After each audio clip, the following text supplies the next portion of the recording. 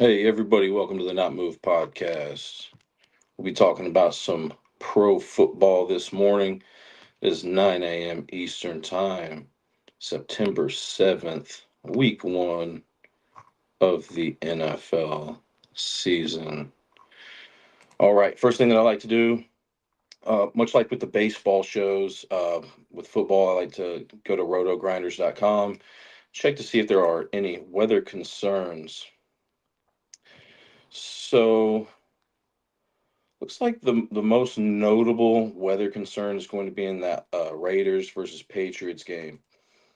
What they're saying here on rotogrinders.com is that it will absolutely pour pre-game, but by game time, we're likely just dealing with off and on light to moderate rain.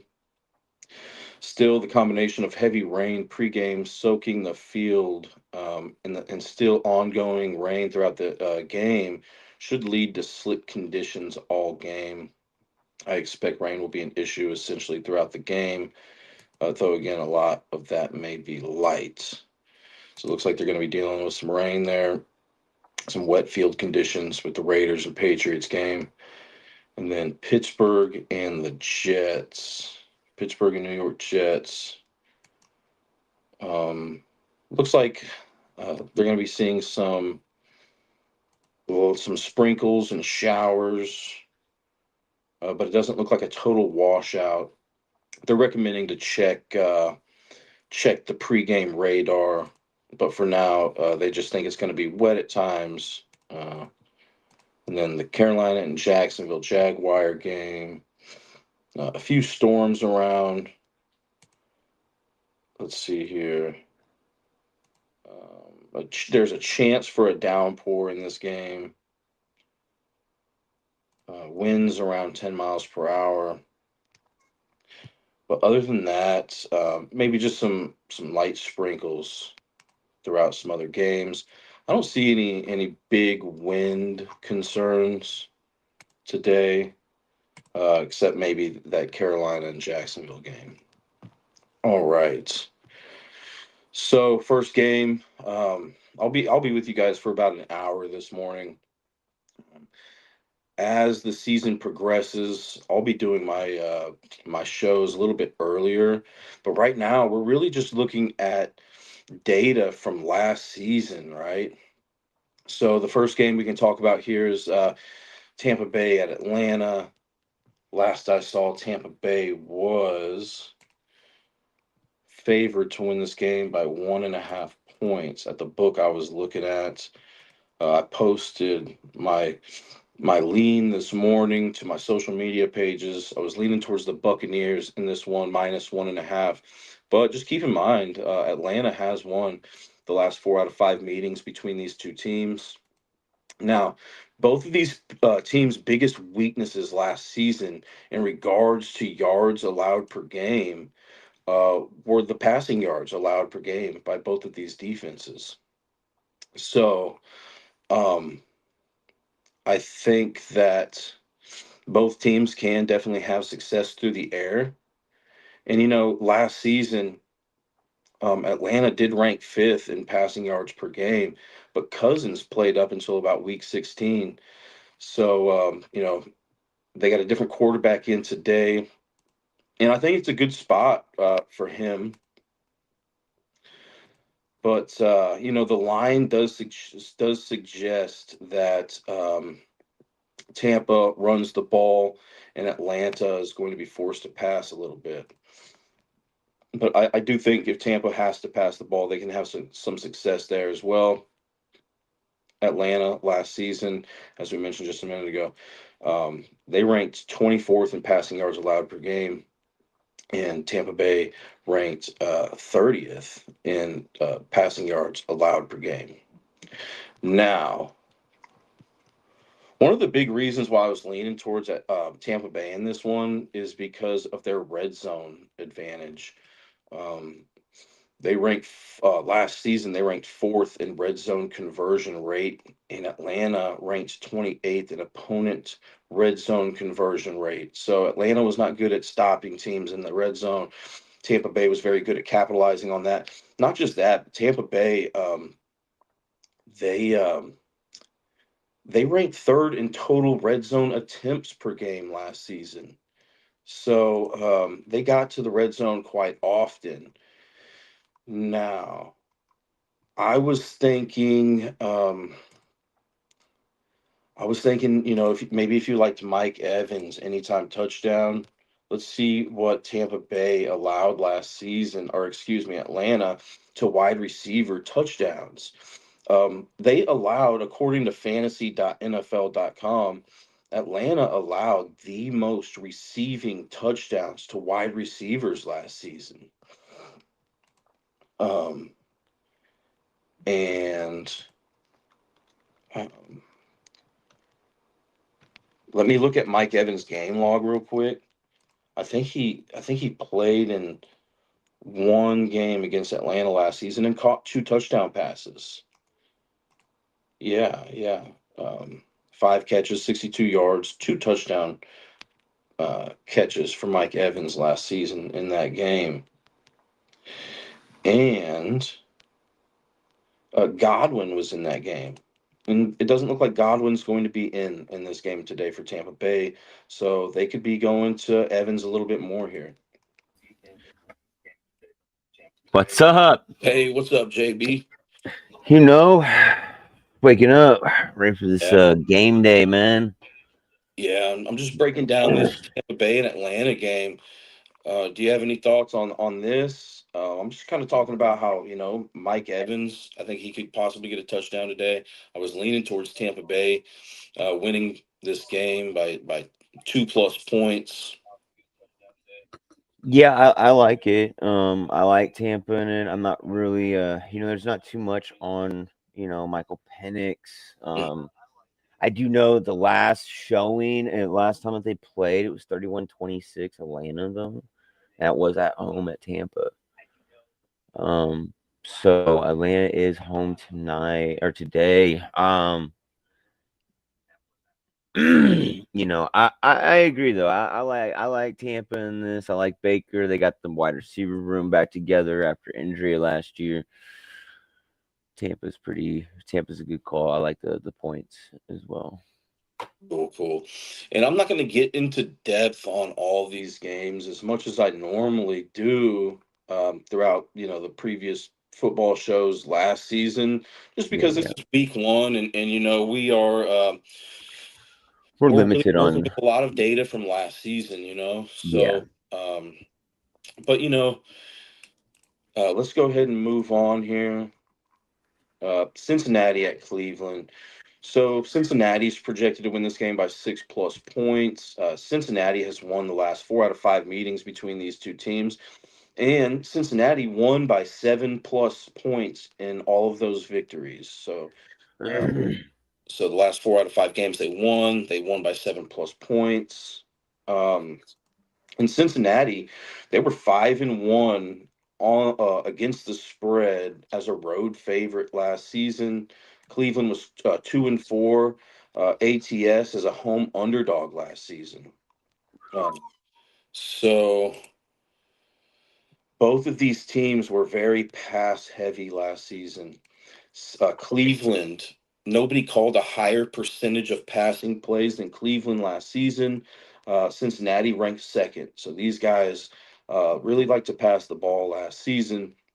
Now, I'm thinking that both teams are going to pass in this game, but Cincinnati might not have to pass as much if they get ahead early in this one.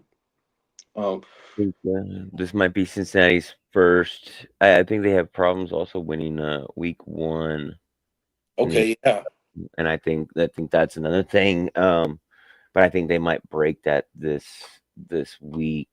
I I I mean, crazy stuff happens week one. You never know. It's just this week is usually hard to make picks like that, man. Like you said, there's nothing to build off of from last year. And for sure. Now, when I was, we'll talk about this game for a second, but I just want to talk about Cleveland, this prop that I was looking at real quick. Njoku over 4.5 receptions, the tight end for Cleveland. Um, I'm hearing a little bit of an echo there, JB. I don't know if that's on my end or on your end, but receptions. Let's see if they've moved it. Receptions. It's at 5.5 now. If you guys can get it at 4.5, that's what it was last night. Njoku went over that at two out of the two games against Cincinnati last season. He went over the 4.5 receptions in 8 out of 11 games total last season. And when I'm looking at fantasy points against receptions, Cincinnati Bengals last season allowed the most receptions to tight ends last season. So if you got Njoku on your radar, and I do think Cleveland's going to be in a position where they may be forced to pass today, I think Njoku's somebody worth looking at. And then, um, just from the statistics last year, I'm seeing that, Cincinnati really outmatches Cleveland in the passing game on both. In the passing game, third downs, red zone. Um, but I do think Cleveland may have like a slight advantage on getting to the quarterback, sacking the quarterback. Um, but let's see here. I know Jamar Chase. He's a popular player to talk about, right? So we can kind of just go look to see Jamar Chase's game log against Cleveland last season, and he caught one touchdown pass in both of those games last season. So the first game he caught a touchdown pass. The second game against Cleveland he caught a touchdown pass. We can go check real quick to see how many touchdowns Cleveland allowed to wide receivers last season, and it was the third most receiving touchdowns allowed to wide receivers. So if you like Jamar Chase today, getting a touchdown, I could see that.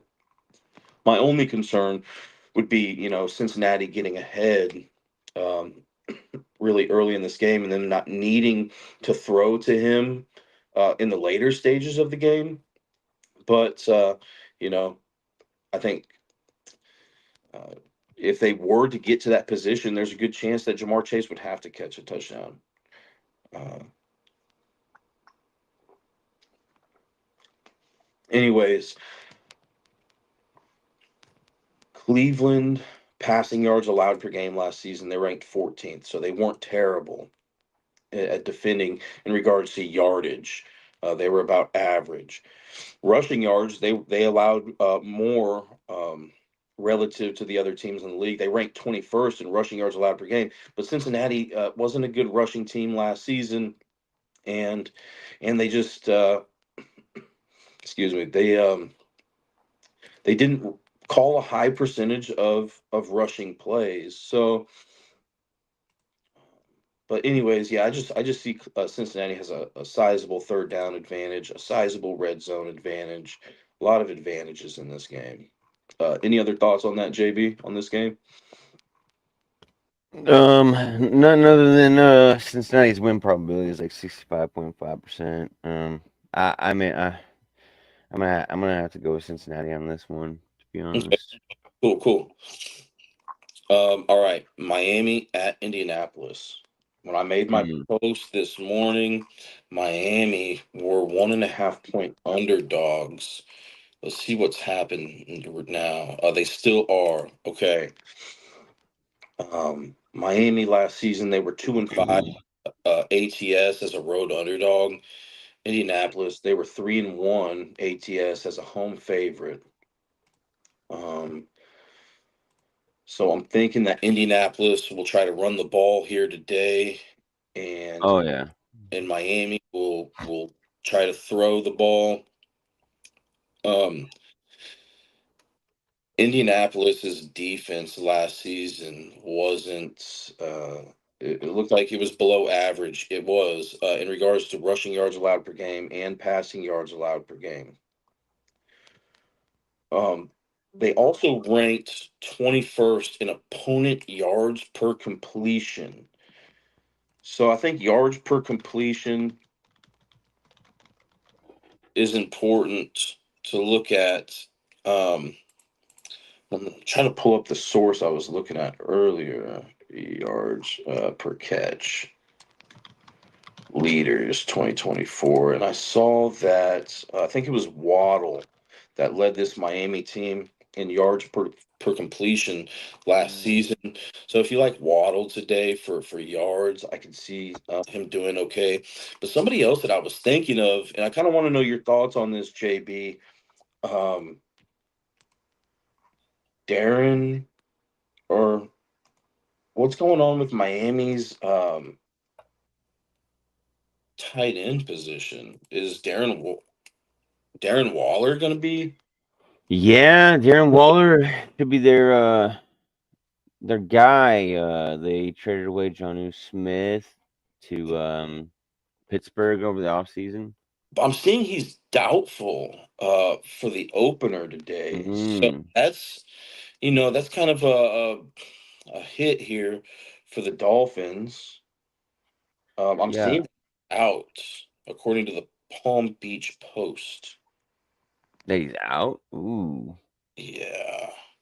FantasyPros.com says he's ruled out for today. So looks like that next guy stepping in is going to be Julian Hill. yeah, I don't know nothing about that guy. So I don't know anything about him either, but what I will say is that this Indianapolis Colts team allowed the third most receiving touchdowns to tight ends this last season. Hmm. So, if people are maybe looking for a sleepy touchdown pick, that could be it before make that play, though. I'd maybe look to see how much Tua likes to target his tight ends. Tua target tight ends. But it doesn't look like Tua typically is heavily targeting tight ends. So I would really be looking for Waddle today for Miami. Waddle or Hill, yeah, Uh huh. Yeah. yeah. He's never really been, like you said, a tight end guy. But he also hasn't really ever had that like solidified tight end. You know what I mean? Like that Darren Waller. I know Darren Waller's also 32 this year. But I mean, you had Jonnu Smith. Jonnu Smith had his best season, I believe, last year. So I mean, I mean, he also didn't play very long last year, Tua. So, but yeah, he's a wide receiver guy. Now, something else that I'm kind of looking at here is if you guys are interested in like A-Chan receiving props. I heard something about Achan last night that he's not gonna get that many snaps. Oh, really? Yeah, yeah, I've heard that from one of the guys uh last night out in he's out in Miami. He lives in Miami. He's a big Miami fan. Oh, He's okay. Yeah, he was telling us for fantasy reasons, like, yo, if you guys got this, if you got Achan, um be looking to for him not to be taking as many snaps today. I don't know why he didn't really say why. I haven't heard anything of why that would be, but definitely something to possibly look into. I think it was really maybe because of a calf issue that he has going on. I'm seeing that Tyreek Hill was on the injury report as well, but and so is Achan. But both of these guys are set to play, is what I'm seeing against the the Colts today. Hmm. Um, so I think that may be the reason why Yep. he was thinking Achan. But here's what I'll say is that Achan is a pretty good pass catching back. I talked about how Miami has a an advantage more so through through the air, I feel like, than on the ground. With that being said, don't sleep on A-Chan to get some receiving yards and or receptions. Not only is he good, he's not only is he a good pass catching back, but receiving yards last season, Indianapolis. Let's see here. They were Indianapolis allowed the ninth most. I guess they were about average in receiving yards allowed to running backs last season. I had something else wrote down. I've been looking at a lot of data, so sometimes I have some typos. But yeah, man, I'd more so just be looking probably for the Waddle and Tyreek Hill. Yeah, I would too. Yeah, I've been looking at his stats. He hasn't been a home run hitter or 1,000 yard runner yet. Like you said last year, I mean, 592 in receiving yards, 197 the year before. So I mean, all purpose yards, he's hit over 1,000 yards both years. But yeah, I like Hill and Waddle, even though Waddle kind of hasn't. He's kind of been disappeared. Daniel Jones, he's projected to start a quarterback today for Indianapolis.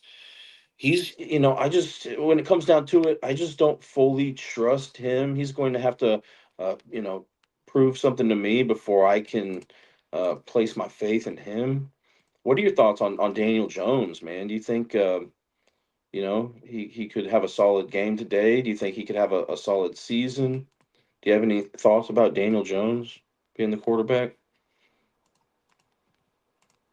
Yeah, I think. I mean, Southgate obviously he's been calling out Daniel Jones getting the starting job since training camp, maybe even before.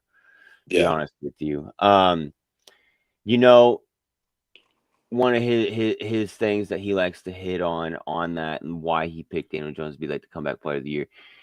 Um, the guys were making it all like a decade team, right? Starting 2020 to on, right? So you would think, right? Derrick Henry, Saquon would be your all decade running back, right? This year. Dude, absolutely not. It's Jonathan Taylor. Jonathan Taylor's actually got the best numbers out of all running backs since 2020. Um, if you go look at it, Daniel Jones had his best year when Saquon Barkley had his best year in New York. Daniel Jones got paid right after that. Um, with that being said, as long as uh he can, as long as Duke can keep healthy, man, and Taylor can stay on the field, I see Daniel Jones flourishing. I mean, you got Pittman out there, you know. I think they could. I mean, this season right here is really.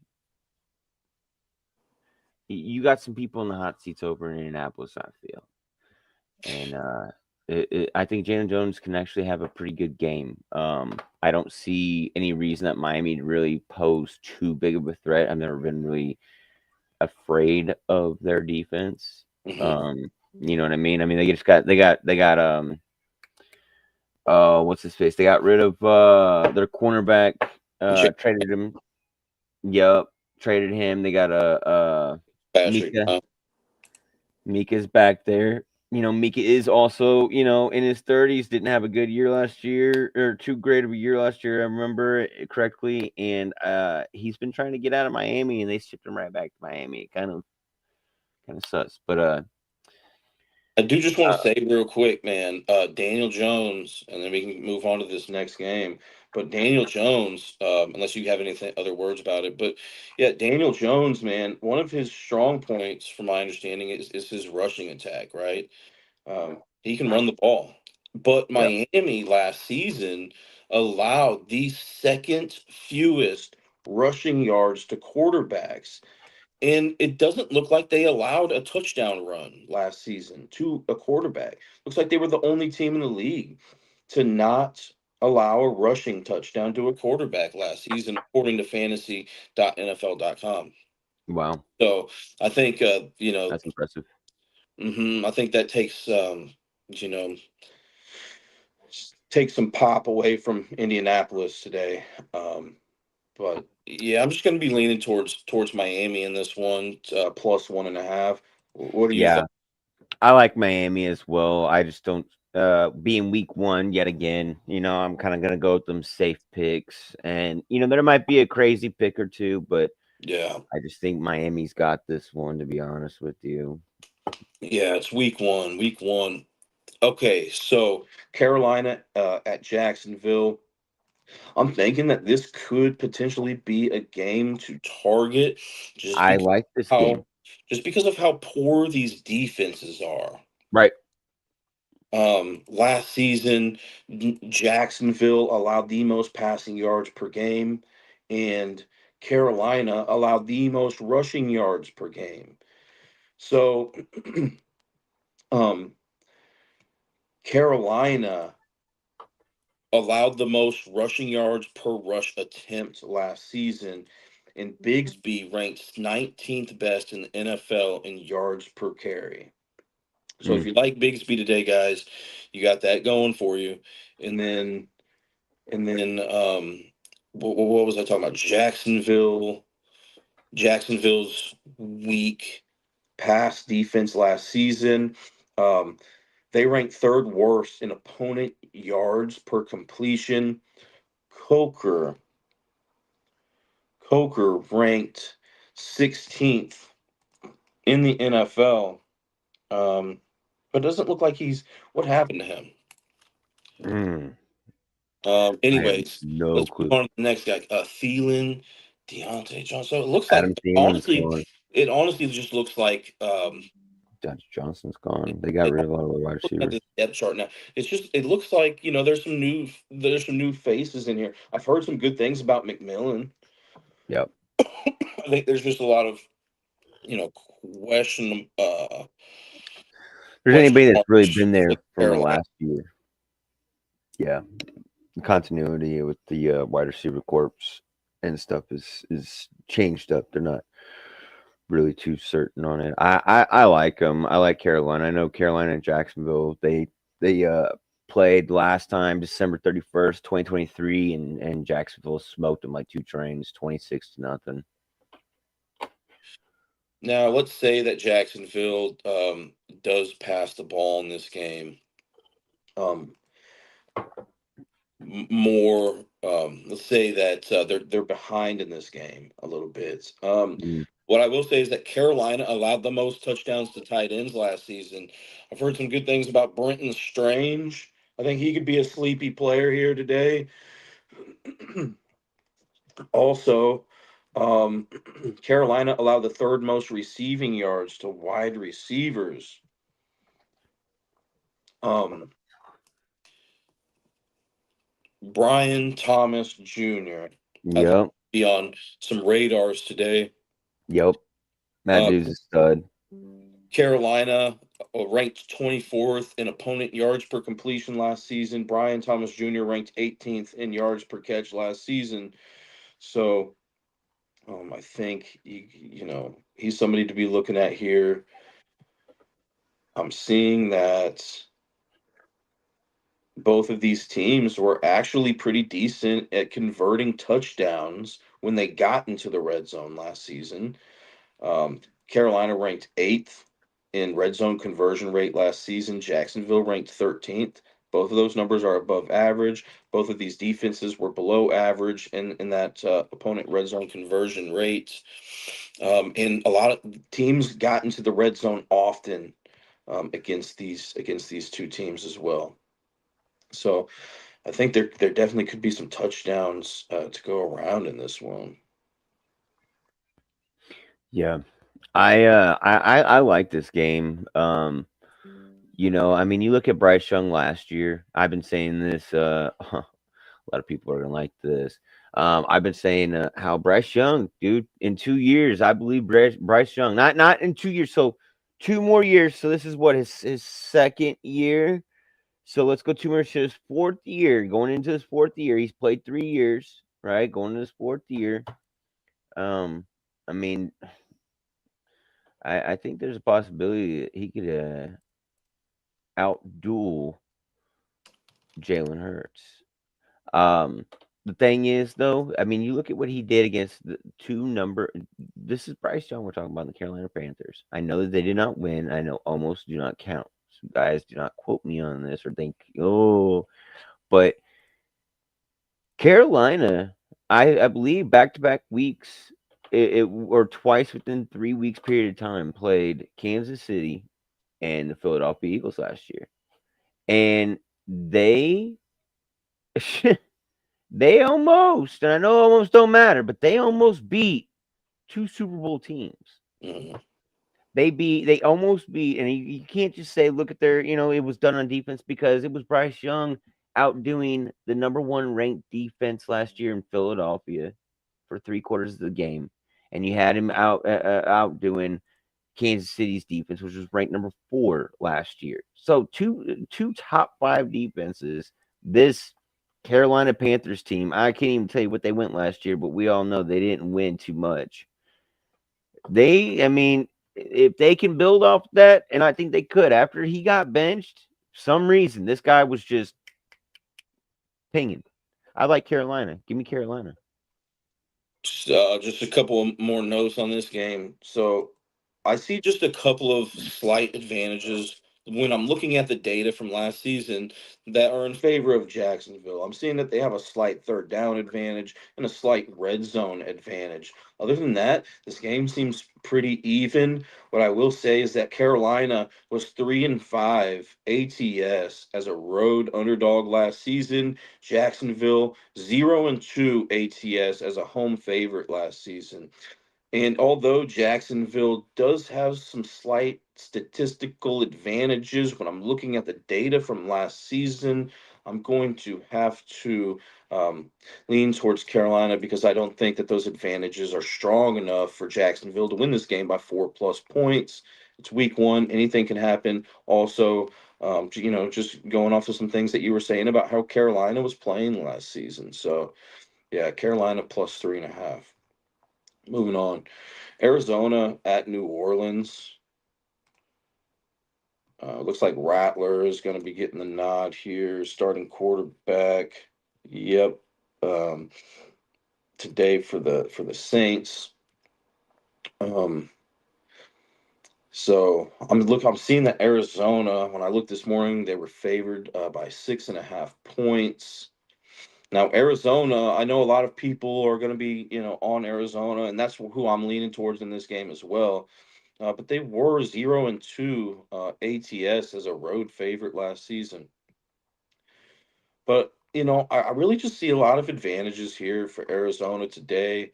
And it starts with the passing game, the rushing advantage, third down advantage, sizable red zone advantage. I'm not going to list off all the statistics.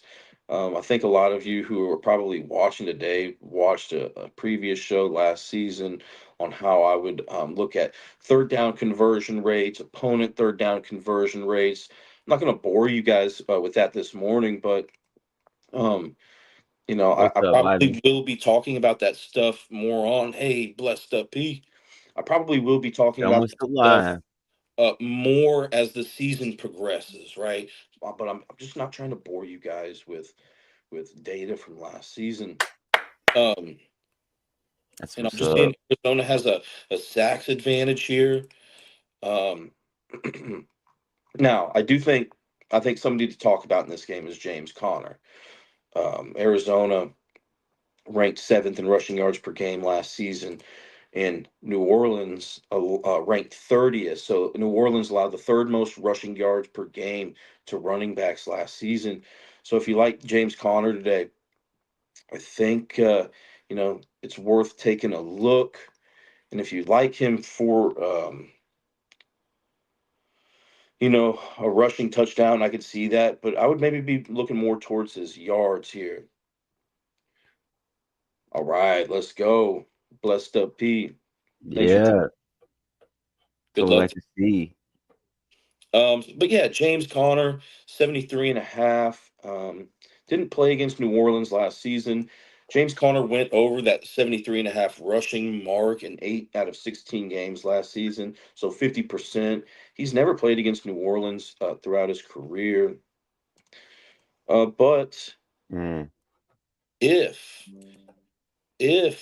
for some reason Arizona's forced to throw the ball today, they allowed the fourth most yards per completion last season, and Marvin Harrison ranked first on this Arizona team in yards per catch and 24th in the NFL. So if you liked Marvin Harrison today, you got that going for you.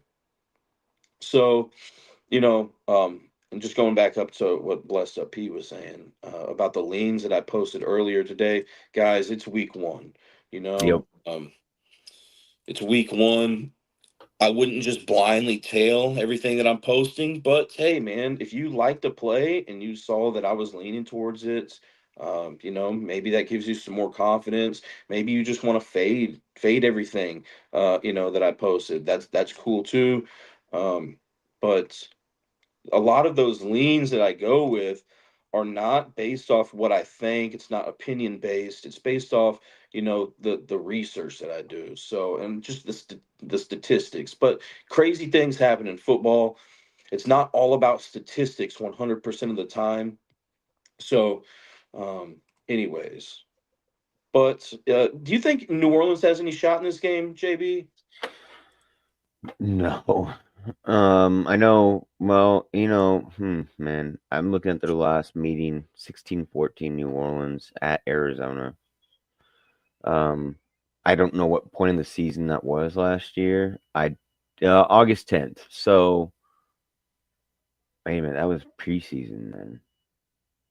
Okay, so that makes no sense. That doesn't even matter. Okay, so I like Arizona. I don't think New Orleans has any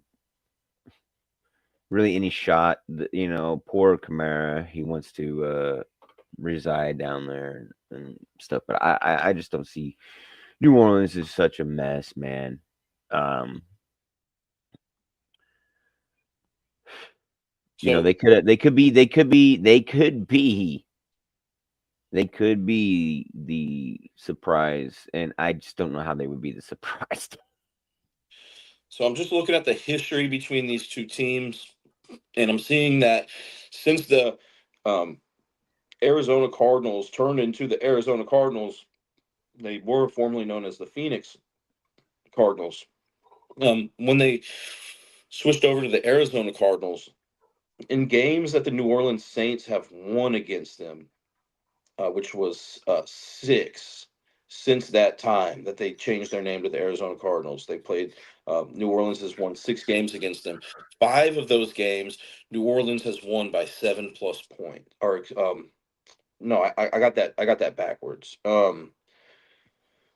Okay, so Arizona, when they changed their name, the 6 times that they've beat New Orleans, five of those times, Arizona has won by 7 or more points.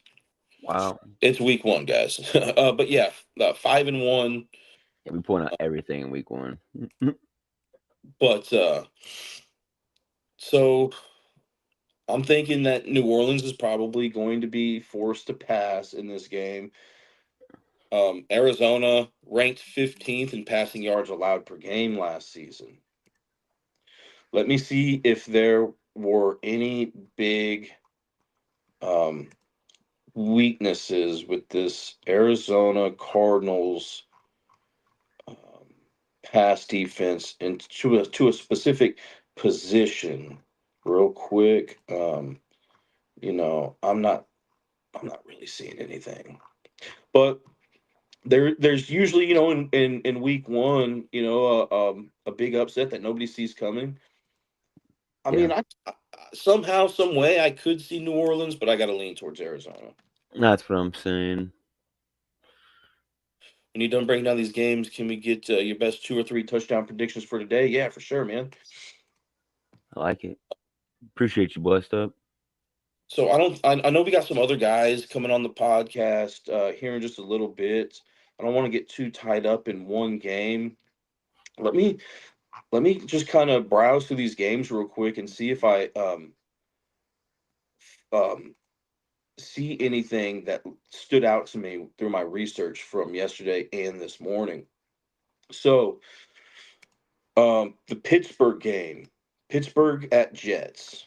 Something Mm-hmm. that stood out to me is that Pittsburgh, they're favored by 3 points in this game. Okay, and Pittsburgh leads the all-time series in this matchup, 21 wins to 7 wins for the Jets. So they've played each other 28 times. Pittsburgh has won 75% of the matchups. Every single game that Pittsburgh has won against the Jets, they have won by 3+ points. So if you Wow. like Pittsburgh today, last I saw, they're favored by 3. And if I remember correctly, there was only one game where Pittsburgh won by exactly 3. The other games were by 4+. Don't quote me on that, but yeah, every game that they won was by 3+ points. So I thought that was pretty interesting. And then there was another trend that I saw. I know Blessed Up P likes trends a lot. Yeah. Uh, So I was leaning towards the Giants to lose by no more than 6 points against Washington today. Now, when I look at Washington, I see a ton of advantages that they have against the Giants. But something that stood out to me is that the Giants have only lost by 6+ points to Washington one time in the last 13 games. Oh wow. And that was kind of the same story with Dallas Yeah. on the other Nine and day. four. Yeah. I posted a statistic where, yeah, Philadelphia, they really statistically outmatched the Cowboys in every facet of the game. Yep. But Dak had not lost by 9+ points in his last 10 meetings against against Philadelphia, and sure enough, Dallas kept it, within that that range. They were what 6 point dogs or something like that. Ended up only losing by 4. Or they were 8.5 point dogs. Ended up losing by 4, I think it was. So it's kind of the same situation I'm seeing with the Giants here today. Um, Denver.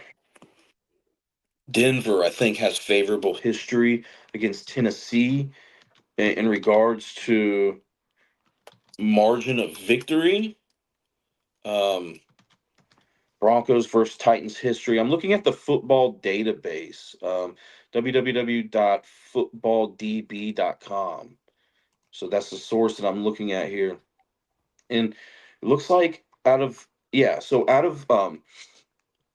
Denver has won 18 games against the Titans all time. 14 out of those games, they won by 9+ points.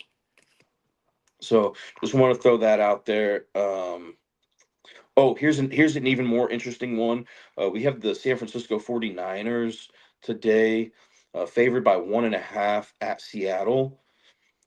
San Francisco is a perfect 23-0 in games that they have won against Seattle by 2+ points. Every single game throughout history, San Francisco has played against Seattle and won. They've won by 2+ points. So if you like San Francisco today on the spread, you got that going for you as well.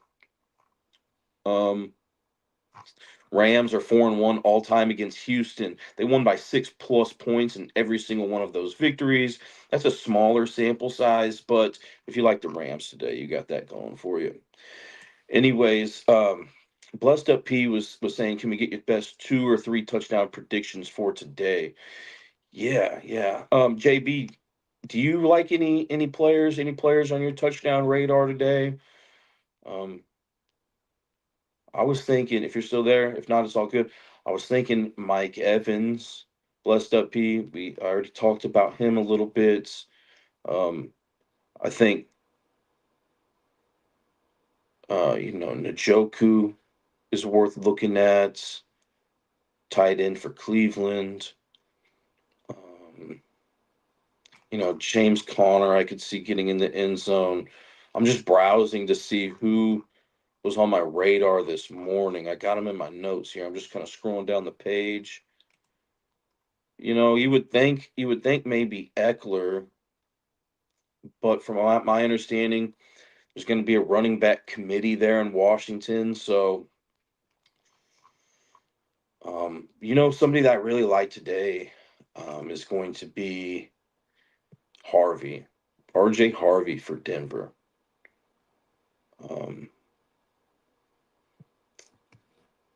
I think Denver's going to, and we got a guy that's a big Broncos fan. I think he's going to be on a podcast here in just a little bit, so maybe he can share his thoughts, or maybe he will share his thoughts about Harvey. But Tennessee allowed the third most rushing touchdowns, or excuse me, that was to quarterbacks. Tennessee allowed the most receiving touchdowns to running backs last season, and from my understanding, Harvey is going to be in line, more in line for that pass catching role than Dobbins. Um, Harvey's considered as a good pass catcher. How much is Denver going to need to pass the ball is the question. But I think Denver's going to want to see what they do have with Harvey today. I think it's a good spot in a game that they're favored by 8.5 points to see what this rookie can do. I also think Bo Nix could get in for a touchdown here. Tennessee was tied for allowing the third most rushing touchdowns to quarterbacks last season. They also allowed the sixth most quarterback rushing yards last season. And I'm seeing Denver just has a huge red zone advantage, right? So Denver last season they ranked ninth in red zone conversion rate. I think that's really important when it comes to picking these touchdown players. Is looking at the red zone conversion rate and how often do they get into the red zone? How often do their opponents let teams score touchdowns on them when they do enter the red zone? And how often do these teams uh, allow a team to enter into the red zone? I think um, I think those are two guys to look out for today. R.J. Harvey and Bo Nix to get into the end zone. Let me see if I had anything else on my list here. Blessed up, P. West Up says, sorry, you said Pittsburgh has won by 321 games versus the Jets trend. Yeah, Pittsburgh has won by 3+ points in the 21 victories that they have against the Jets throughout their franchise history. Every game, Pittsburgh, according to the football database, footballdb.com, Pittsburgh has won by 3+ points in all of those games. Blessed up, P.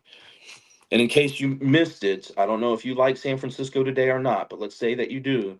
San Francisco is a perfect 23-0 at -1.5 in all historical wins against Seattle.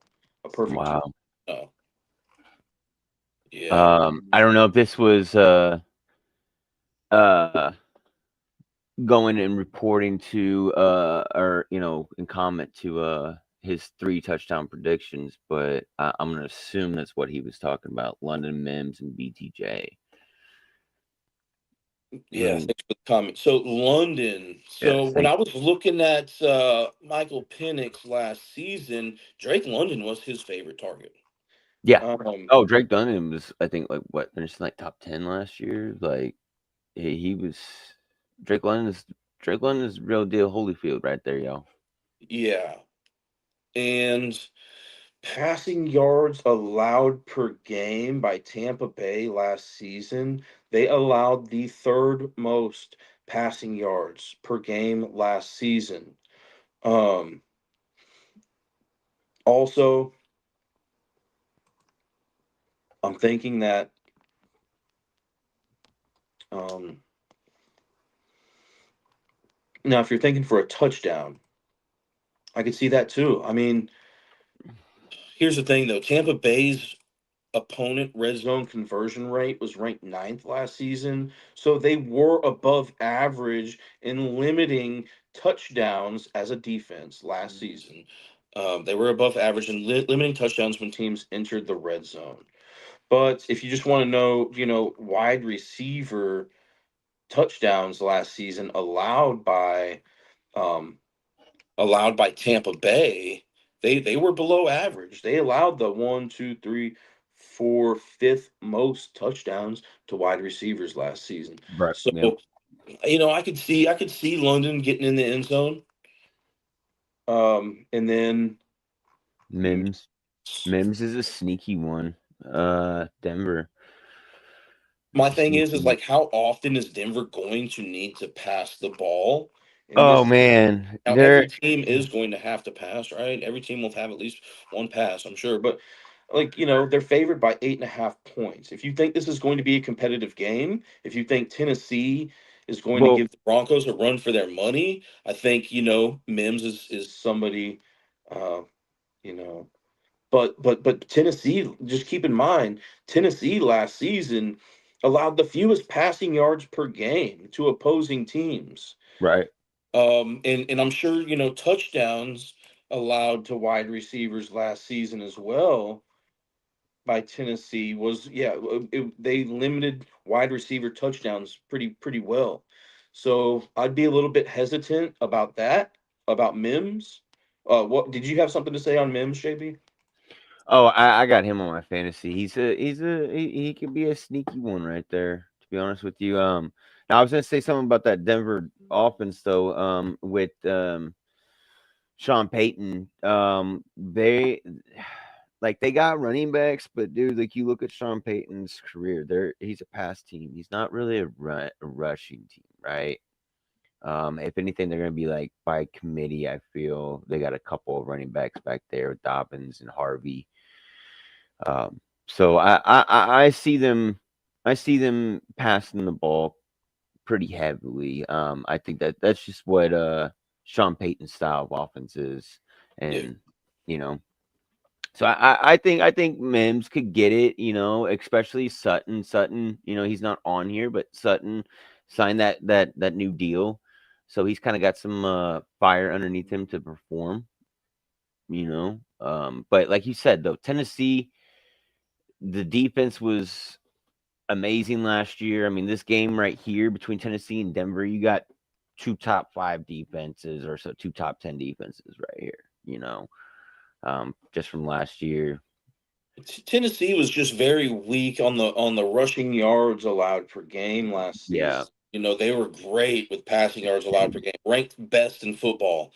But rushing yards, they ranked 25th, so they were near the bottom of the league in rushing yards allowed per game. So I'm really looking, and we already talked about Bo Nix a little bit on how they allowed a lot of rushing yards. The sixth most QB rushing yards last season, Tennessee did. They allowed, what was it? The fourth most quarterback touchdown runs or something like that. We mentioned it earlier. Yeah. Um, and Tennessee allowed the most running back receiving touchdowns last season, which if you guys like Harvey today, I think that gives him some extra upside. Um, I'd really be looking for Harvey and Nix in this one to score. But what was the other one? BTJ. Yep. Brian Thomas Jr. I know we were talking about him earlier, um, and I could definitely see him getting in the end zone. Um, Yeah. This dude over here I, on TikTok says, but God, his back issue. Who you talking about? Northwoods, BTJ, Mims.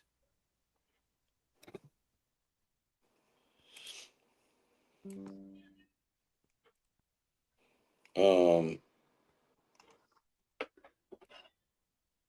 Oh, Gary Parsons. And Gary Parsons, too, is going to be insane this year. yeah, so BTJ, we were talking about him earlier. Carolina ranked 20. If you're just talking about some yards here, Carolina ranked 25th in passing yards allowed per game last season. So they were well below average in passing yards allowed to wide receivers. They allowed the third most receiving yards to wide receivers last season.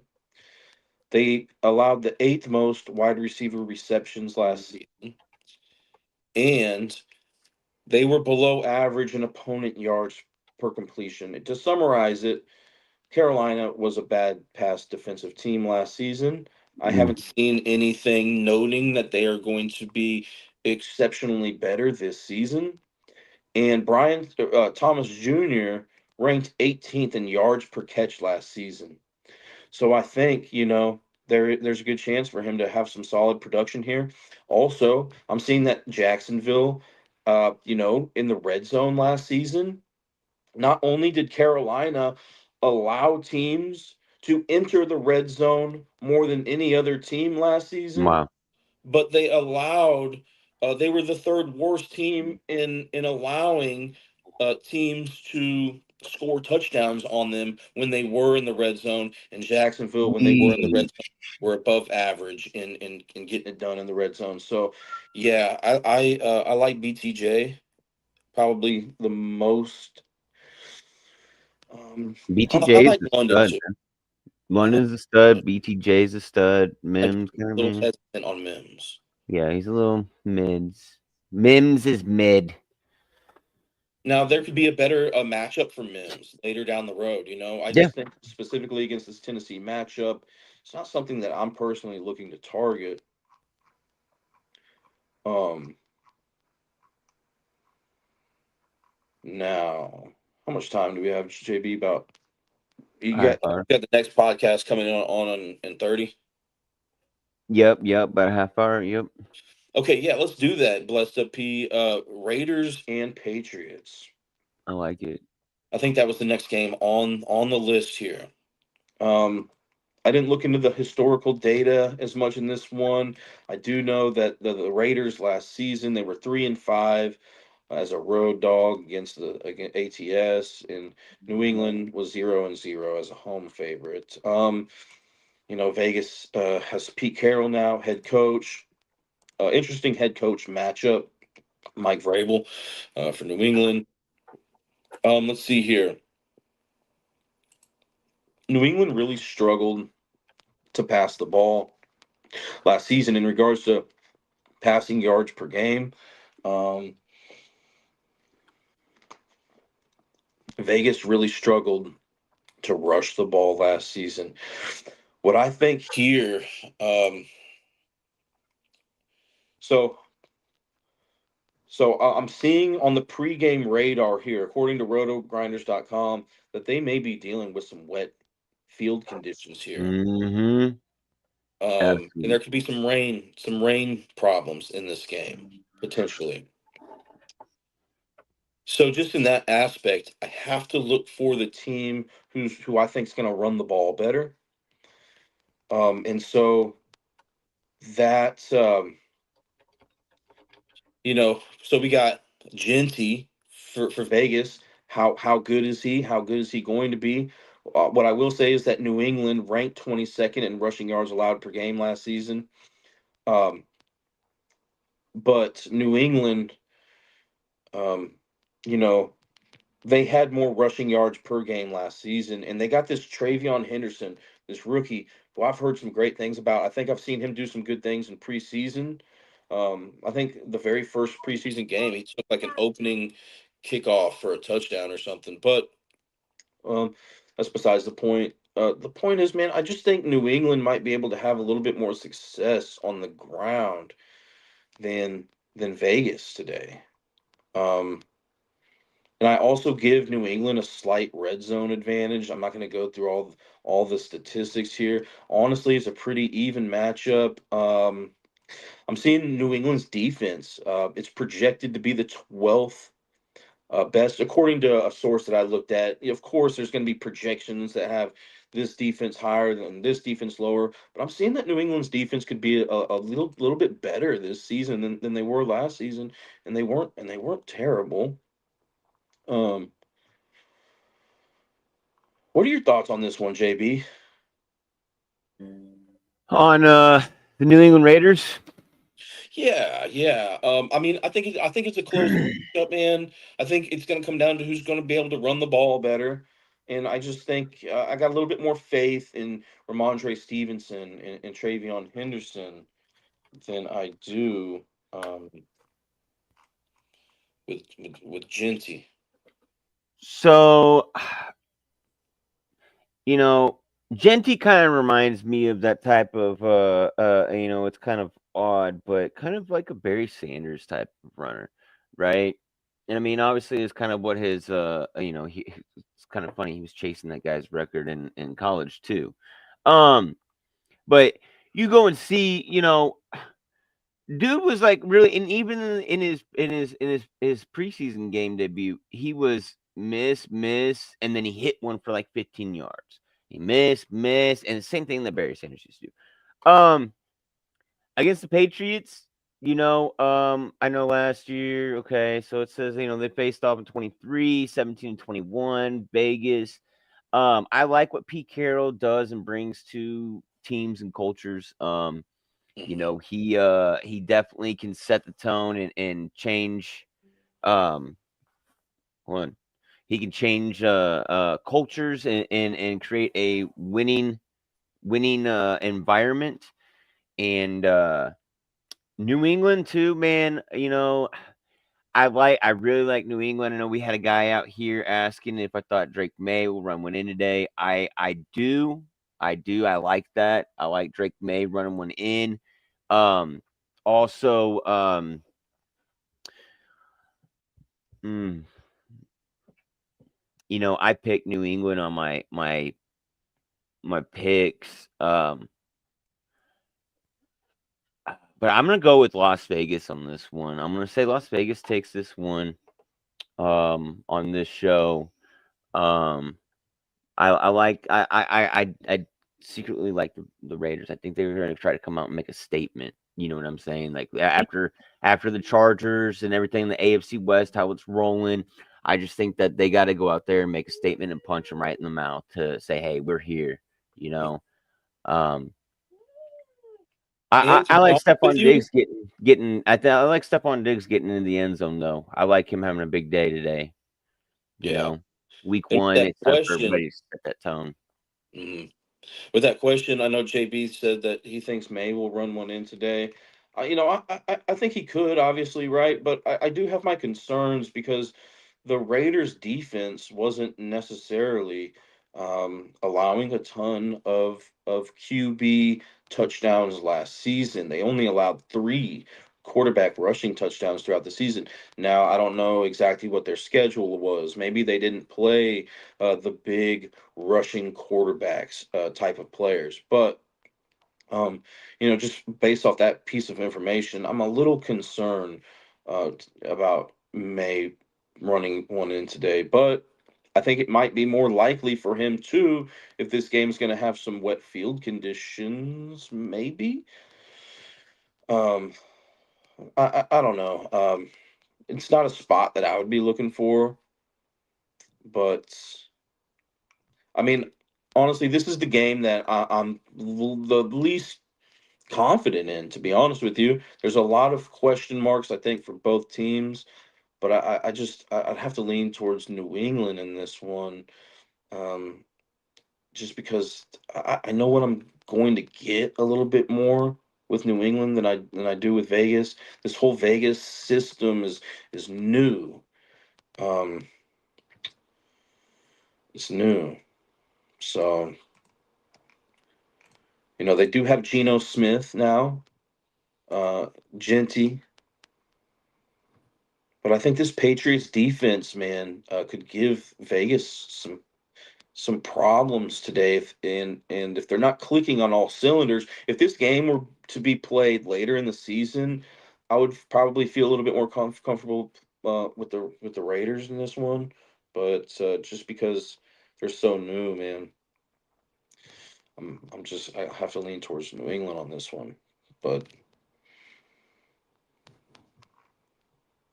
yeah, I like the Raiders, but Oats first quarter, and I think Panthers come out strong. Also trying to make a statement. Yeah,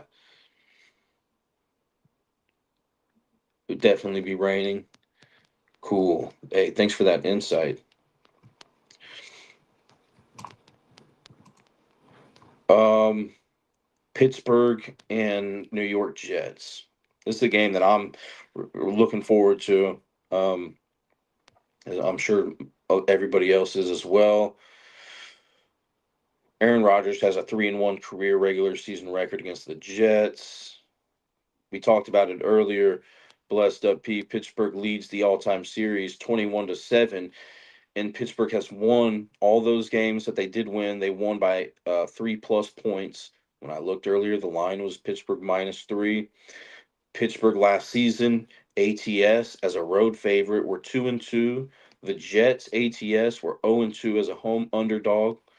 Think Pittsburgh has a fairly significant head coach advantage here. Mike Tomlin against Aaron Glenn.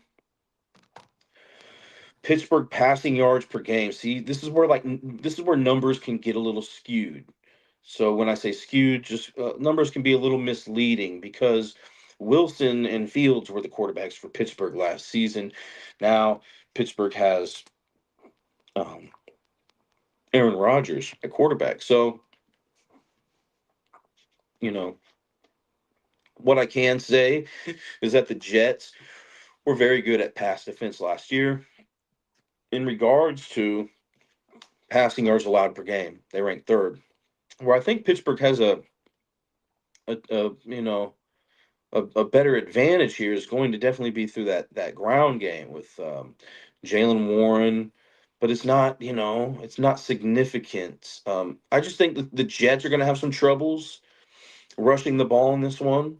They didn't do a good job gaining yardage through the rush last season. Pittsburgh was above average in rushing yards allowed per game last season. So basically, you're asking the Jets and Justin Fields to throw the ball here today. Um,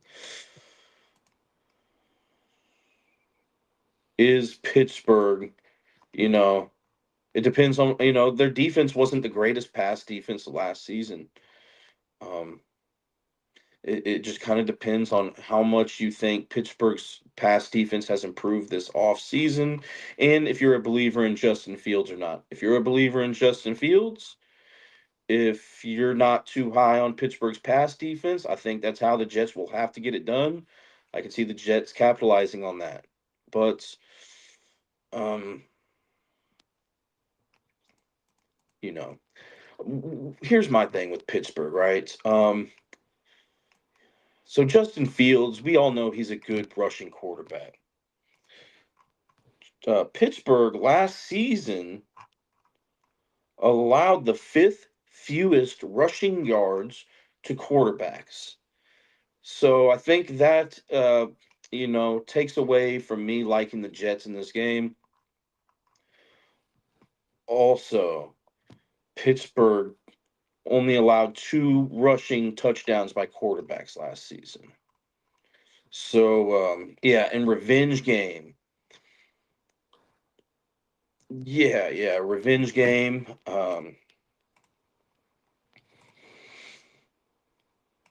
But I'm seeing that Pittsburgh, just looking at the statistics from last season, they have a slight third down advantage. I really don't see a clear red zone advantage for either of these teams. I mean, there's a lot of uncertainties in this game, a lot of question marks, a lot of new pieces. Um, so give me the team who can run the ball better, and that for me is going to be Pittsburgh. And just to mention, I mean, it's you got to look at Justin Fields' mobility and if Pittsburgh was good last year at stopping that or not. And as I mentioned earlier, they did a good job at containing quarterback rushing yards and touchdown rushes. Brees Hall may have two touchdowns today. Um, Brees Hall touchdown, maybe two that you like today. Pittsburgh ranked 11th in rushing yards allowed per game last year, so they were above average in that category. Um, Rushing touchdowns allowed by Pittsburgh last season two running backs. Looks like Pittsburgh was about average in that category. And can Brees Hall can catch, right? He can pass catch. Yeah, I'm pretty sure Brees Hall is pretty I'm gonna look at this game log. active. Uh, Yes, he can catch the ball. He caught three touchdown passes last season. Um, and receiving touchdowns allowed by Pittsburgh last season, they only allowed one to running backs. So, uh, uh and the Jets in the red zone last season, below average, below is average. that I mean, I'm a little worried about Brees Hall today, but if you like it, man, don't let me steer you away from it. I'm just trying to give you some, some statistics that I'm looking at that could, you know, potentially help you with your decision making process. But I got a question from somebody, Otis from NMP from the TikTok. He was wondering, the Jets and Steelers game. He's going under the 37.5. What do you think? under 37 and a half. So Yep. there are a lot of uncertainties in this game, as we mentioned. But I think something that I do like to look at is one of the first things I like to look at when I'm thinking about like over under is the history between these two teams. So Steelers versus Jets history. Also, were there any weather concerns in this game? Uh, Um, yeah, I maybe a little bit of sprinkles and some showers is what I'm seeing. yeah, yeah, there is. It's raining. It was raining out there all week.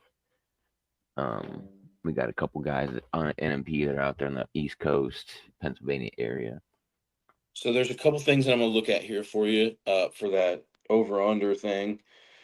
Okay, so I'm Brees looking Hall at will be the lead back, but in a committee. so Pittsburgh, they were 8-10 to the over last season. Okay, so more times than not, the game that the Pittsburgh Steelers were involved with, the game went under. And then with the Jets, they were 10-6-1 to the over. So more times than not in games that the Jets played in last season, the game was to go over. But when I'm looking at historically between these two teams, um, 0-1, 0-2, 1-2, 1-3, 2-3, 3-3, 3-4, 3-5, 3-6,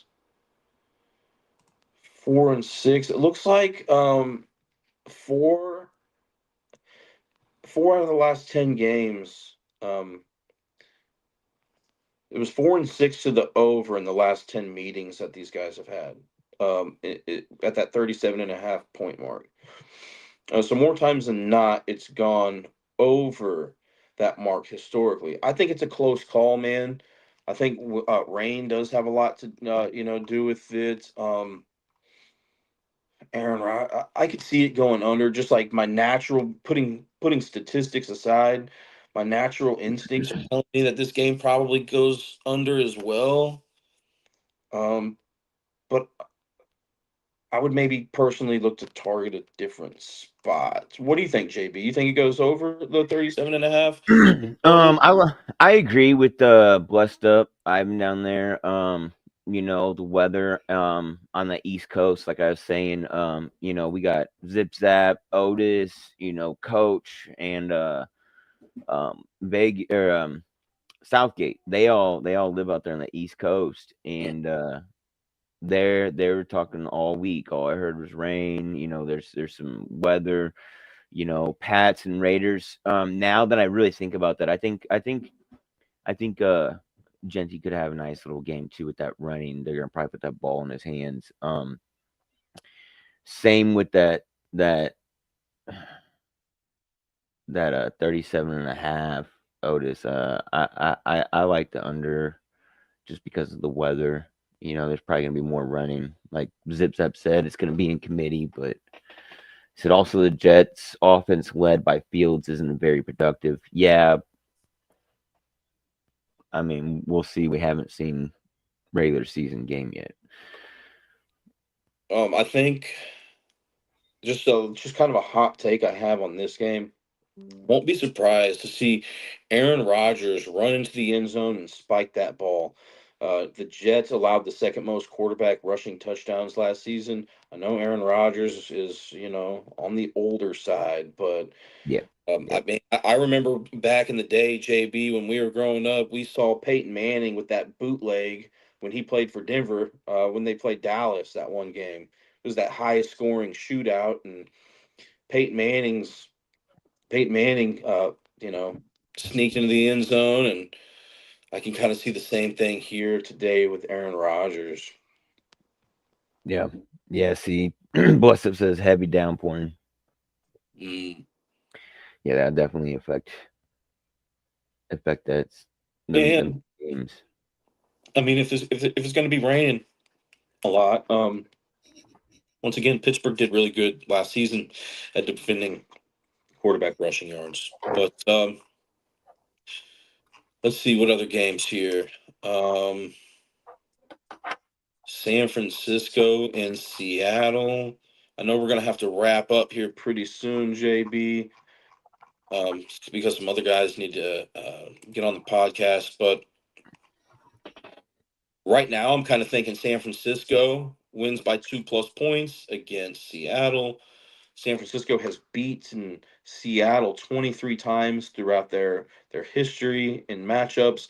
And every single time San Francisco has won a game against Seattle, they have won by 2+ points. Um, what are your thoughts on this one, JB? Any thoughts? San Yeah, Seattle. yeah. I like Seattle. I like Seattle. I hear their defense is supposed to be pretty good this season. Um, and Seattle last season, when it comes to opponent passing yards allowed per game, they ranked 13th, so above average. They ranked about average in rushing yards allowed per game. Seeing this could be a very sneakily good defense this season. Um, I have my doubts about how well Seattle can run the ball. They ranked 28th last season in rushing yards per game.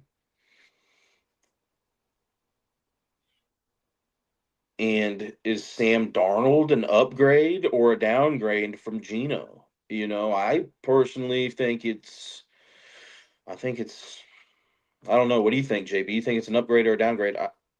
Darnold's a downgrade.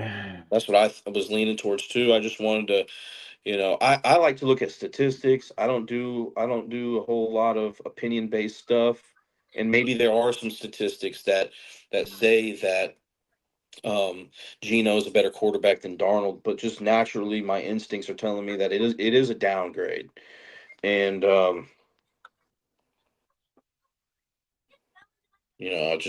think San Francisco has a decent rushing advantage, a slight passing advantage.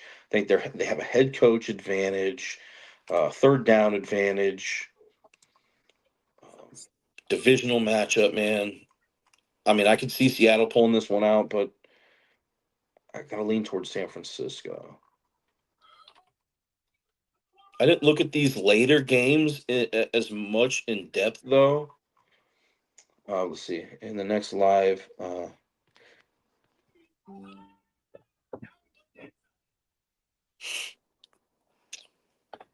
yes, is the next live here on YouTube? Yeah. Um, And then later games, I mean, there's only a couple of them. I mean, we touched Denver and Tennessee, uh, Seattle. Um, Detroit not and Green Bay. I think. I yeah, mean, the huge game here, right? In my yeah. notes here, I didn't even lean towards a team in this one. Oh man, I'm torn in this game, dude. I don't really know which side to go with. Who do you like in Detroit and Green Bay, JB? Well, Michael Parsons is going to be limited. After them back shots.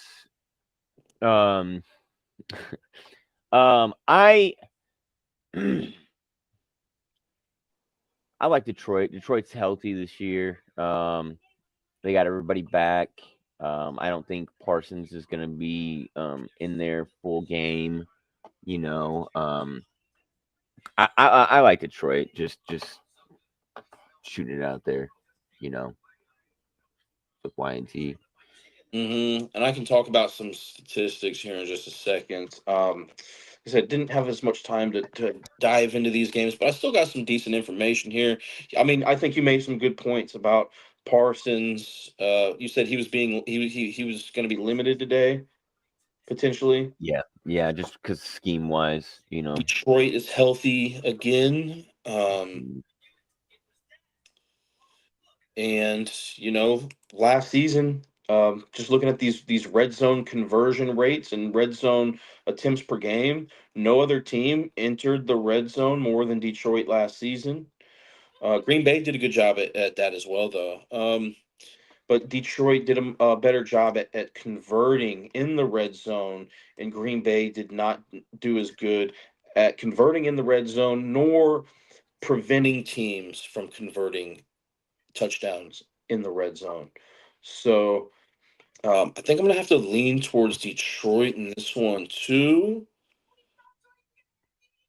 Yeah. Um, I just don't see that the other team has done. Green Bay's done enough to you know, or the it's too early in the season, week one. I just everything later on. I'll probably be picking Green Bay, but today I got to go Detroit. um, Continuity, health. what I do want to say real quick is I don't know if it's going to be Montgomery or Gibbs on who's really the better pass catching back, but Green Well, Bay, I'll tell you Green. that right now. It's going Okay, to be Gibbs because Gibbs has been lining up at wide receiver, and Montgomery is going to be more of the down back behind quarterback. gotcha. Thanks, man. Because the reason why I mentioned that is because last season, Green Bay allowed the fourth most receptions to running backs and the third most receiving yards to running backs. Yep. So, be definitely looking for Gibbs to be catching some passes there today. I think somebody that really comes to mind is for this Green Bay team is their running back Josh Jacobs, right? Um, Yeah, yeah. Detroit last season ranked sixth in rushing yards allowed per game. So Detroit, man, even with all those injuries, hear me out. They allowed the second fewest running back rushing yards last season, and that's one of Green Bay's biggest strengths is using Josh Jacobs. And Green Bay called a very high percentage of rushing plays last season. They Yep. ranked they called the third most rushing plays last season. So I think one of their biggest offensive strengths, if not their biggest offensive strength today with Josh Jacobs, is not in a particularly good situation against this Detroit defense. Hey, we got a couple of real quick questions on the TikTok side. Do you know what the over and under is for the Lions Packers? And then someone want to know if we can count on Malik Neighbors getting a tutty today. Seeing that the projected points in this Detroit Lion and Packers games is at 47 and a half. It was 46 and a half when I looked this morning. And what was the other question, JB? Malik Neighbors, can we count on him getting a tutty today? I think the Giants are going to be forced to throw the ball, and um, I like it because they're facing Washington and Washington's defense. Um, I like it. They're the Giants, like you said, are going to be forced to kind of pass. I think, and I don't think I've seen something about Jackson Dart could get the nod today. He could come in at some point today. oh yeah, So with that being said, I mean, you got an air rating offense right there with that quarterback. I think I like Malik Neighbors getting a tutty. I don't see he shouldn't either way, Russ Wilson or not. I'm skeptical about Neighbors getting. I know we're gonna have to let some other guys on the air here in just a second, JB. I'm a little skeptical about Neighbors getting a touchdown today. Washington did a really good job with their pass defense last season. They ranked fifth in passing yards allowed per game, and then touchdowns allowed to wide receivers last season. Washington was also above average in that category. I'm just kind of look to see if Neighbors played against Washington last season, and if he caught any touchdowns. He caught one touchdown in one of those games, and the other game he did not. Uh, I I have my doubts about it, but JB says he likes it. I think Debo could get one simply because they could hand him the ball off, right? And that's where Washington's um, very vulnerable defensively is through that rush defense. Washington allowed the second most rushing yards per game last season. Um, and we can filter this by rushing yards by wide receivers to see if we can find something cool here. Um, Washington and I don't really the Giants. My bad. I got it backwards. It's still early. So the Giants rushing yards allowed per game last season was ranked 26th. So yes, I could see him getting in there. I'm looking at the Giants rushing yards allowed to wide receivers last season though, and they only allowed the fourth most rushing yards to wide receivers last season. They didn't allow a wide receiver to score a touchdown last season. I think Washington. Um, the Giants. The Giants are weaker. Last season, they're weaker at allowing teams to run the ball on them than pass the ball on them. Um, and Debo's a wide receiver. I think they're gonna have to potentially, use him as a running back for him to get in today. I want to see Jalen Daniels explode this season. Yeah, See, I that's do too. I just see his man, I'm gonna tell you straight up. I a lot of people got film on him now, you know. I mean, it's been 1 year. You know, I hope to see him be successful. Um I just don't know how much like they really did to improve that team to get them over that next game to reach that Super Bowl with that defense. Seems to me they just keep getting older. They're like the Steelers. They like to collect AARP cards. It's crazy, but um, I would love to see Jaden Daniels do something. Debo Samuel, I think they're gonna try to get him started. You know, I think he will get a tutty, whether it be passing or rushing. Either way, I think he's gonna score. They got to get him back in that offense, get him rolling. yeah. But like I think I mentioned this earlier, but if you like Daniels rushing yards today, I could see it happening. The Giants ranked 22nd in quarterback rushing yards allowed last season, and they ranked 24th in rush yards allowed per attempt. And Jaden Daniels ranked fifth best in the NFL in rush yards per attempt. But you want to go ahead and cut it, JB, and let the other guys start up? Um, hey, so I wanted to I sent you a private message, but yeah, we have till you got 30 more minutes. Oh, Yeah, I did that. I forgot when I made the post. I posted it that way. I know, dudes. It's for no, the other show. That way they're not rushing. You're not rushing. cool. So Yeah, yeah. so yeah, we're gonna be. I'll be starting my segments of the podcast earlier as the season progresses, guys. I know I mentioned that earlier. So we started at what was it, 9 p.m. Eastern time this morning. I think I'm gonna be shooting for more of like a 8 p.m. or 8 a.m. Eastern time start. here by like week 3 or week 4, and maybe even 7 a.m. Eastern time. But just for today, we're looking at a lot of data from last season, right?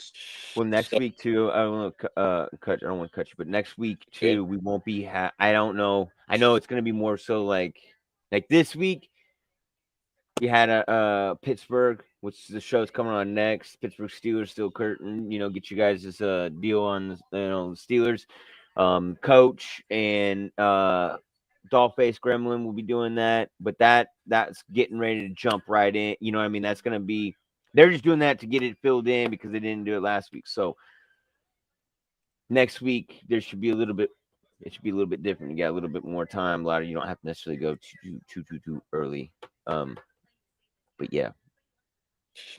I do just, on the flyer, I know that we put some injury updates. I do just want to go over what I'm seeing here on rotowire.com. Obviously, I'm not going to be covering every single injury throughout the today's games, but I'm seeing that Darnell Mooney, wide receiver for the Atlanta Falcons, is a game time decision. Um, I don't know if, and this is just one source, but I think if Mooney's out, that could be a little bit detrimental there for that Atlanta offense. I'm looking to see if there are any other questionable tags. Christian McCaffrey, he is trending to play, as he was a big participant in the 49ers team walkthrough on Saturday. And then Jaden Reed, wide receiver for Green Bay, is questionable. But those are the only three questionable tags they have on them. Okay, JB, should we get into this? Um, I know we haven't talked about that Houston and Rams game. We can talk about that here in a minute. What about this Sunday night football game? Baltimore Ravens at Buffalo Bills. Boy, that's gonna be a heavyweight fight right there, you guys. I know Bag's excited for it. I know Bro out of No Man, he's excited for that as well. We got a couple more people, but man, yeah. This dude, I hope the Ravens learn to wear white shoes, white cleats. That's all I gotta say. Man, being week one, man, it's tough, but I'm gonna give the nod to the home team on this one with Buffalo. Again, it is East Coast.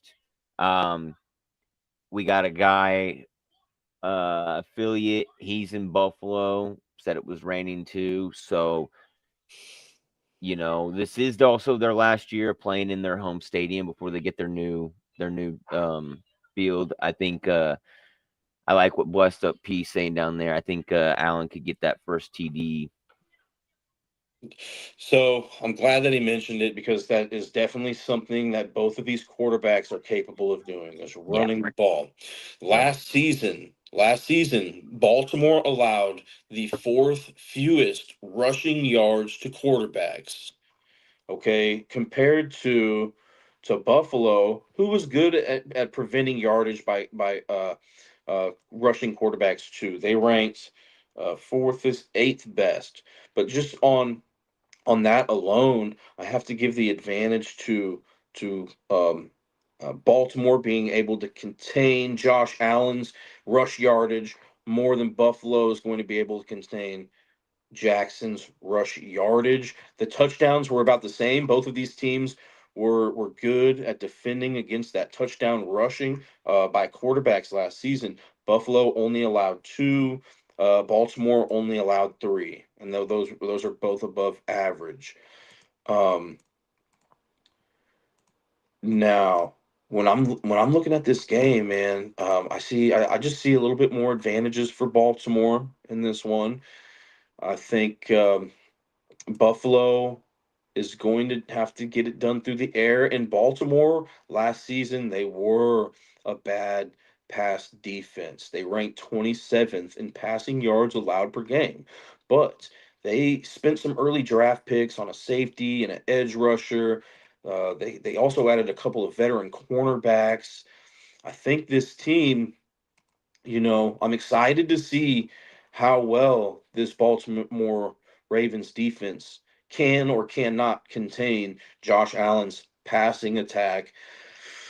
And I just, when it comes to Baltimore's rush game, nobody in the business did it better last season. They ranked first in rushing yards per game. Buffalo, they were solid. They were a solid defensive team last season.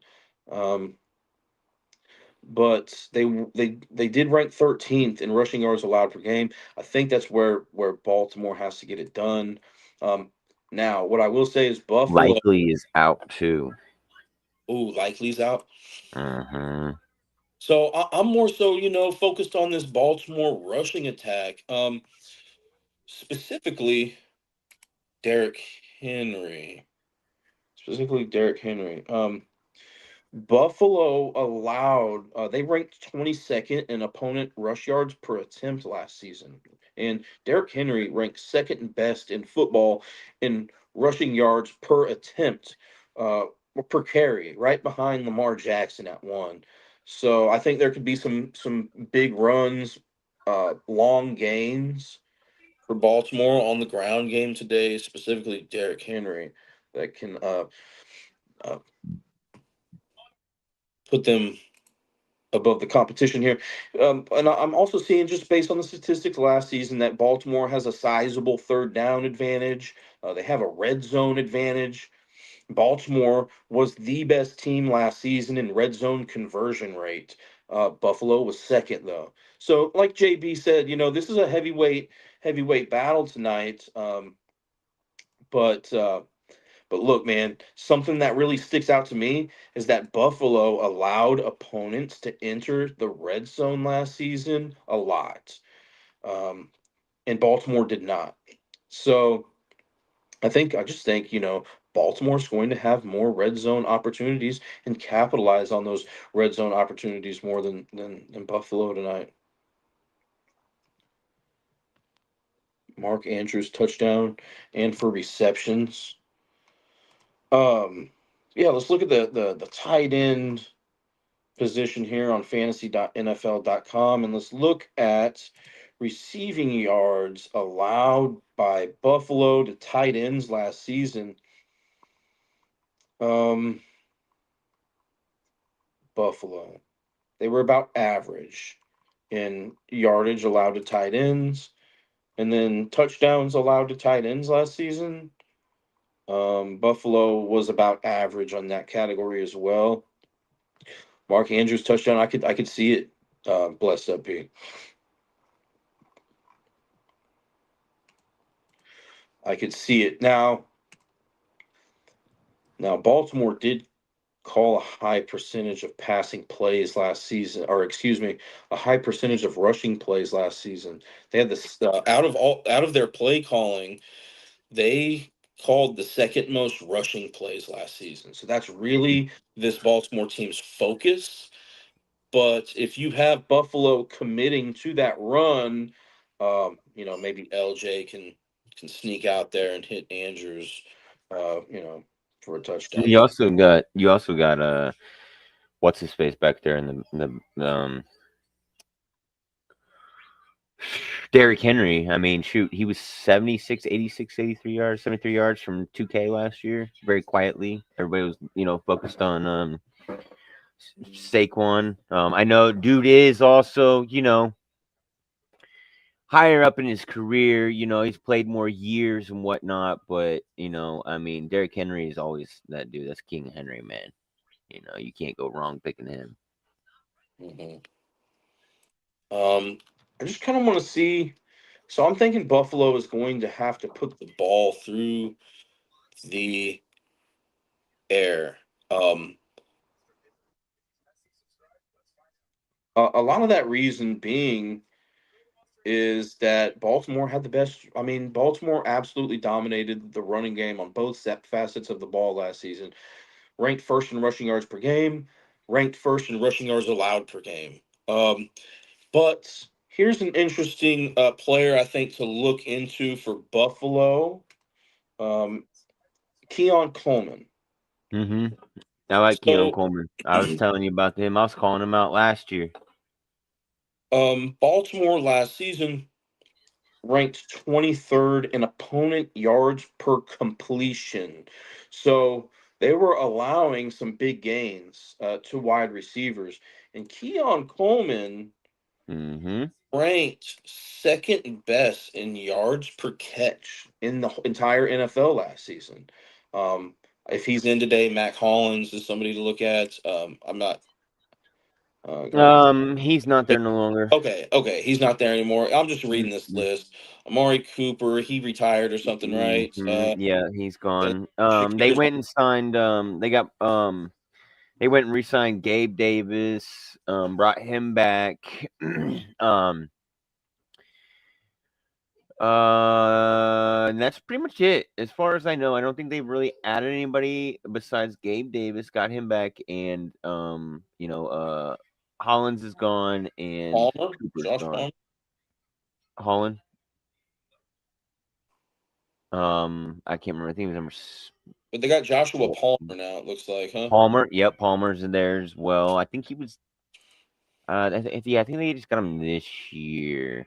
So I pretty much Um, know where the bigger name players yeah, are, even the smaller name players. But there obviously are, with it being week one, there are still leaks in my game on who plays where and all that stuff. Really, because I focus on baseball a lot. But right, as week 3, 4 come along, I'll be much more you know right.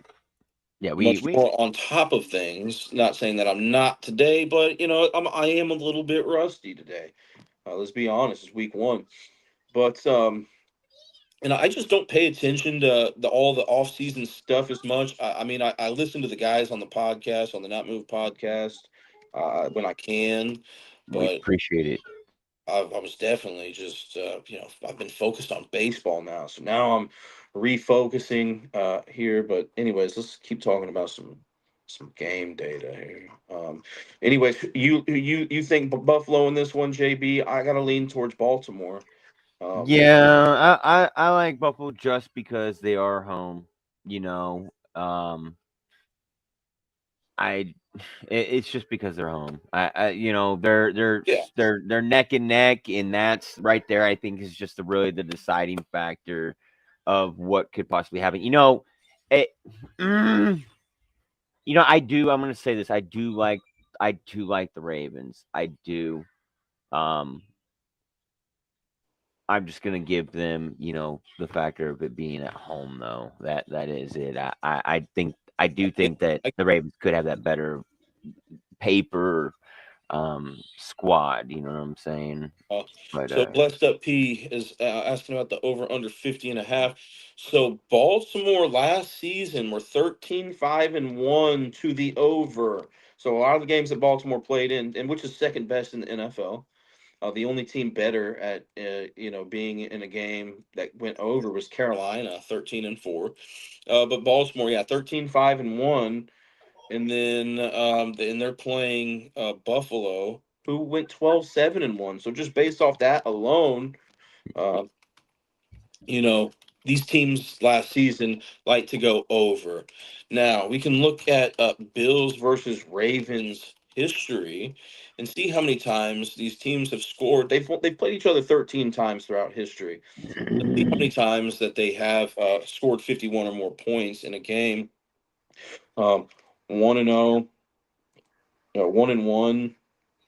1-2, 1-3, 1-4, 1-5, 1-6, 1-7, 2-7, 2-8, 2-9, 2-10, 2 out of 11.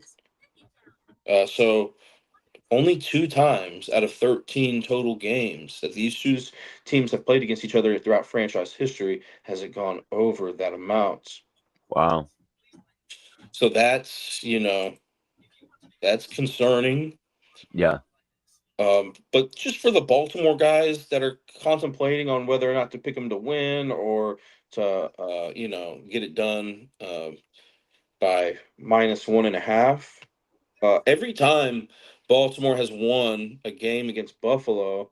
They're 7-6 against Buffalo all time. They've won by 2+ points every time. So you got that going for you if you were contemplating on whether or not to take Baltimore -1.5 or to win outright. But just based on the fact that, only two times out of 13 total games these two teams have played against each other, they've had 51 total points. I'd have to lean towards the under, man. Really? But naturally, I'm thinking that this game could be a shootout. That's So what I'm thinking. The only thing that I mean, Baltimore has obviously that better defense. I mean, they just added Jameer Alexander from Green Bay. They got Hamilton back there. I mean, it's that new air, old school Ravens defense. With Ed Reed. You know what I'm saying? I mean, different faces, same place.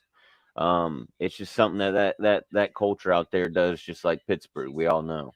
But that's the only thing that does make me like want to lean towards Baltimore. But with it being at home, like I said, I got to go with it being at home. I think that's I can see where they could, the 12th man, the atmosphere, the stadium, the crowd, everything like that. I think that can play a factor, and it usually does. Plus, like I said, they're building a new stadium. It's the last year in this stadium, so they want to. I mean, maybe it's their last opener there. You mhm. know, weird little thing. Maybe it helps them. Maybe it doesn't. Who knows? Zay So Flowers. Zay Flowers. What I will say about Zay Flowers is, Buffalo last season, they were about average, a little above average, or about average, I would say, in opponent yards per completion. Zay Hmm. Flowers, Zay Flowers ranked 23rd best in the NFL last season in yards per catch. So I think there could be a big catch here today for Zay Flowers. And, we can just kind of look at like receiving yardage allowed by Buffalo. They weren't the greatest. As regards to touchdowns allowed by Buffalo to wide receivers, though, um, where are they on this list? Buffalo. They were above average in preventing wide receiver touchdowns last season. So I think he could get some yardage today. Blessed up P. Just a little skeptical about a touchdown. And I mean, just to go back, if I didn't answer your question, man, I'm thinking Baltimore -1.5, under 50.5. I feel better about Baltimore -1.5 than I do the over under. Hmm. And then I know he wanted us to cover. Ooh, let me see my phone percentage real quick. I'm at 5%. So if I cut out, that's that. That's But so. well, I know the other guys. I know the other guys want to come up on here pretty soon, anyways. Yep. But I Yep. think I think the only game that we really didn't touch on. If you guys missed anything from the segment, it's going to be recorded. Uh, just you can go to the Kick app and Yep. just go to whatever section you want to watch. You can check out the Talk about the YouTube. early games, pretty much for the most part before the later games. Um, I can see it. whether The weather out there in Buffalo. whether Yeah. I'm not seeing anything on rotogrinders.com that they have about weather. Um, let me see if I have anything here at NFLweather.com. There's another source that I like to use. I'm seeing that You there's a know. slight chance of rain, 57 degrees, 6 mile per hour winds. So it just looks like it's going to be the coldest game today at 57 degrees is really all I'm seeing in regards to weather. Zay Flowers always lets you down. Sorry to hear that, man. Um, so there was, I think, one game that we didn't talk about JB. I'm just going to go ahead and dive into it real quick. Rams are Houston at Rams. Rams are 4-1 all time against Houston, and the Rams won by 6+ points in every one of those wins. I got to give the Rams a head coaching advantage. Sean McVay over Ryan's head coach for Houston. I have to give the Rams a passing advantage in this game. I have to give Houston, based on the numbers from last season, I have to give Houston a slight rushing advantage, except there is no Joe Mixon. So I think Nope. that takes away from Houston's Yep. game here. Yep. Uh, Because now they got Nick Chubb in the backfield. hmm And I just don't know if he's capable, and if the backup is capable of getting doing enough to get it done for Houston today. Um, And so, that tells me that Houston's going to have to pass a little bit. Well, Yep. they weren't great at passing yards per game last year. They were below average. The Rams were above average in passing yards allowed per game last season. Um, I think that the Rams could really sack C.J. Stroud in this game. They ranked fifth best in sacks per game last season. C.J. Stroud, Houston allowed the third most amount of sacks to their quarterback last season. So watch out for the Rams getting some sacks in this one. I have to lean towards the Rams in this. What do you think, JB? Um, with Stafford's back, Hmm um, man, I gotta go with Houston. Um, I know Tank Dell. Shout out. He was on TikTok the other night. Um, Southgate got over there for a little bit, but yeah, I gotta go with them, man. Just because Stafford. I do like the Rams, but like I said, Stafford takes a good hit. What happens to his back? I don't know. I know he's been out majority of the year, the off season and preseason due to that back. So you Yeah, never know. yeah, that's definitely a concern. Stafford's one of my favorite quarterbacks, and Yeah, it goes back to his me rookie too. year. I believe it was when he played against Detroit. When Yeah, he got injured in yeah, that game, he proved to me he could play through yeah. injuries at that time. So I don't see a problem with him playing through this today. I know he's older now, but that's That just was his rookie year. yep, That was yep. his rookie. It's almost 20 years, babe. you know. His rookie year, yeah. Now I think Nick Chubb I mean, I think they have a good chance to get it done today, as the Rams allowed the fifth most rushing yards per game last season. So I think, Nick Chubb is going to have to get busy, and Pierce get busy on the ground to contend with the Rams in this one. But yeah, just going to lean towards the Rams in this game. But